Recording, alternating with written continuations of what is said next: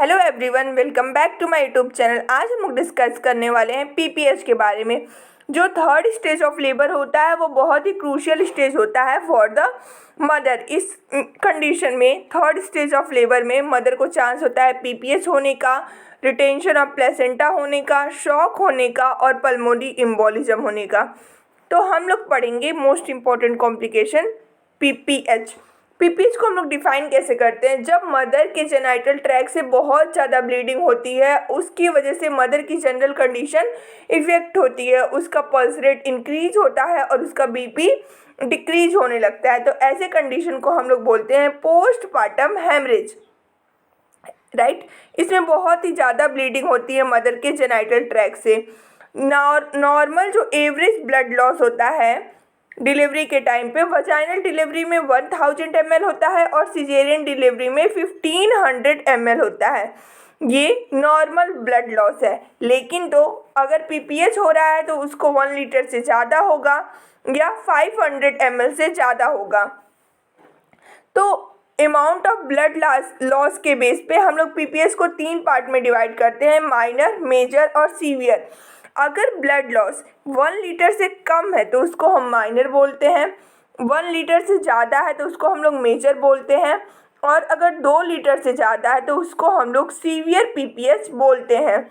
इसका इंसिडेंस की बात करें तो 4 to 6% चांस होता है सभी डिलीवरीज में कि मदर को पीपीएच होने की संभावना रहती है। इसके मेनली 2 टाइप्स होते हैं, प्राइमरी और सेकेंडरी। जो प्राइमरी है, the word itself is primary, means कि तुरंत हो रहा है। अगर डिलीवरी के तुरंत बाद विद इन 24 आवर मदर को पीपीएच हेमरेज हो रहा है तो उसको हम लोग बोलते हैं प्राइमरी हेमरेज। इसमें 2 कंडीशन आती है, 2 तरीके से ये होता है, थर्ड स्टेज हेमरेज और ट्रू पोस्टपार्टम हेमरेज। जब प्लेसेंटा के निकलने से पहले ही ब्लीडिंग स्टार्ट हो जा रही है उसको हम लोग बोलते हैं थर्ड स्टेज हेमरेज, और जब प्लेसेंटा के निकलने के साथ या उसके बाद ब्लीडिंग हो रही है तो उसको हम लोग बोलते हैं true postpartum haemorrhage. Secondary haemorrhage हम लोग प्राइमरी पढ़े, प्राइमरी में 2 था, थर्ड स्टेज हेमरेज और ट्रू पोस्टपार्टम हेमरेज। और सेकेंडरी हेमरेज क्या होता है? इसमें विद इन 24 आवर नहीं होगा, 24 आवर के बाद होता है, उसके बियॉन्ड होता है, तो उसको हम लोग बोलते हैं सेकेंडरी हेमरेज। जब प्यूपेरियम के पीरियड में उसको ब्लीडिंग हो रही होती है। इसके कॉजेज की अगर बात करें तो इसके मेनली 4 कॉजेज होते हैं। हम लोग 4 T से इसको याद करेंगे, टोन, ट्रॉमा, टिश्यू और थ्रोम्बिन। पहला हम लोग टोन पढ़ते हैं। यहाँ पे जैसे यहाँ देखिए, यहाँ लिखा हुआ है एटोनिसिटी। एटोनिसिटी किसकी होगी? यूटेरस की एटोनिसिटी हो जाती है जब डिलीवरी के टाइम पे जो यूटेराइन साइनस होते हैं वो टॉन हुए रहते हैं। अगर उसमें प्रॉपर यूटेराइन कॉन्ट्रैक्शन रिट्रैक्शन नहीं होता है तो ये अच्छे से कॉम्प्रेस नहीं होते हैं। जो यूटेरस होते हैं वो अच्छे से, जो साइनस टॉन हुआ है वो कॉम्प्रेस नहीं होगी। जब कॉम्प्रेस नहीं होंगे तो इनकी ब्लीडिंग होती रहेगी होती रहेगी होती रहेगी, जिसकी वजह से पीपीएच हो जाता है। नेक्स्ट है टिश्यू। टिश्यू के यहाँ कहने का मतलब है कि कोई retain bits of placenta mother के यूटेरस में रह जाता है प्लेसेंटा के डिलीवरी होने के बाद भी। जब प्लेसेंटा निकल गया फिर भी उसकी कुछ बीट्स इसमें रह गए हैं, तो उसकी वजह से क्या होता है कि बाद में ब्लीडिंग होनी स्टार्ट हो जाती है। नेक्स्ट है ट्रॉमा। ट्रॉमा मीन्स अगर डिलीवरी के टाइम पे कि कभी जेनाइटल ट्रैक्ट जो होता है, जेनाइटल ट्रैक्ट में कोई ट्रॉमा हो गया है तो, या सर्विक्स में, वजाइना में या फिर पेरिनियम में, तो उसकी वजह से क्या होता है कि ब्लीडिंग बहुत ज़्यादा हो जाती है और जिसको पीपीएच हो जाता है उसकी वजह से।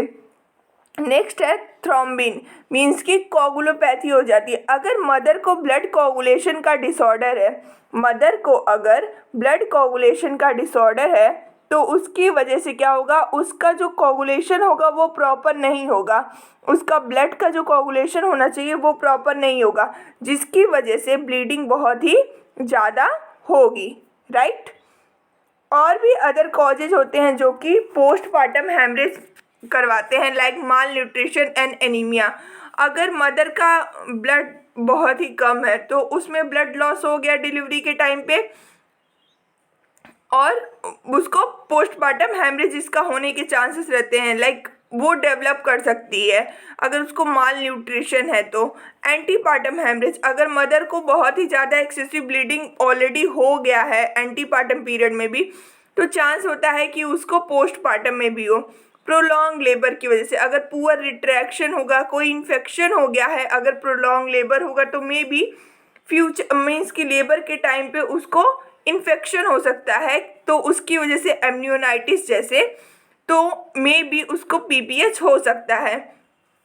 इनिशिएशन और augmentation of delivery by oxytocin, mother को कॉन्ट्रैक्शन रिट्रैक्शन नहीं हो रहा है, मीन्स कि कॉन्ट्रैक्शन उसको पेन नहीं हो रहा है, लेबर पेन नहीं हो रहा है, फिर भी हम ऑक्सीटोसिन दे के उसको ट्राई कर रहे हैं कि प्रॉपर तरीके से कॉन्ट्रैक्शन हो, तो उसकी वजह से मे बी पोस्ट डिलीवरी में यूटेराइन एटोनिसिटी आ सकती है।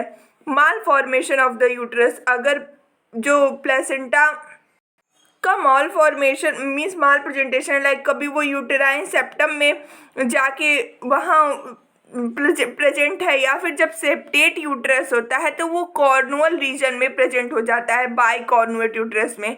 तो जब बाई कॉर्नुएट यूट्रस होता है तो वहाँ पे जाके वो कॉर्नुअल रीजन में प्रेजेंट होगा, जिसकी वजह से बहुत ही ज़्यादा एक्सेसिव ब्लीडिंग होती है। और अगर प्रॉपर तरीके से हम लोग थर्ड स्टेज का मैनेजमेंट नहीं करते हैं तो ये भी एक बहुत बड़ा रीज़न होता है पीपीएच का, राइट।